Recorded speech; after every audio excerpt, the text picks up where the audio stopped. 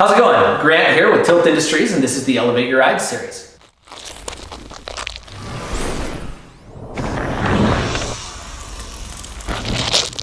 Okay, so today we're going to talk about how to stay stable through technical terrain. We've talked about endurance, we've talked about home workout equipment, but we want to talk about exactly what's going to keep you on point.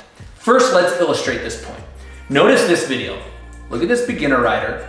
Notice how as he goes down the trail, his bike, including his body, is bouncing all over the place. They don't look the most stable. Now look at this expert rider. Their bike is going all over, but their body is solid. Their body's staying straight in the direction that they want to be going.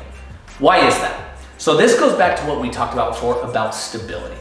Okay, think of when you were a kid. Before you started biking, you could not balance on a bike. It's not just random after trying over and over and over, all of a sudden you were able to ride it. It wasn't magic.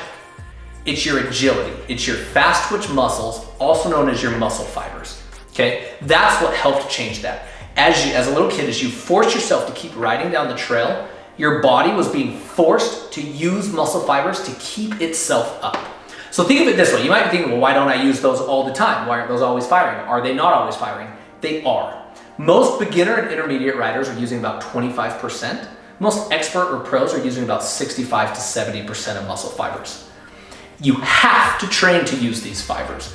The reason for that is your body's goal is to use as little energy as possible. Okay, your agility, think of how exhausted you are when you do a quick sprint. You're dead, you're just done. Your body struggles with getting enough oxygen, enough energy to do that. But those are all your fast twitch muscle fibers. So if you're not actively using those fibers, your body's gonna go, hey, let's cut back on that because I don't wanna waste energy here. So it's gonna pull back to that 25, 20, 15%. That's just gonna help you walk down, down the sidewalk.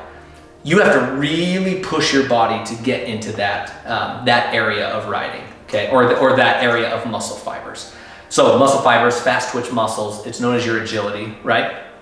So how do you train for those muscle fibers? Think of someone who does yoga. They hold in all these wacky positions. They have immense body control. They have that because they're increasing their muscle fibers. To increase those, you just lock your body into a position to fatigue your muscles. It's not just muscle mass, and it's not really muscle mass. It's just increasing the muscle fibers that are already in your body. You want that for the trail. You want to be able to increase your bike handling, your bike control for the trail.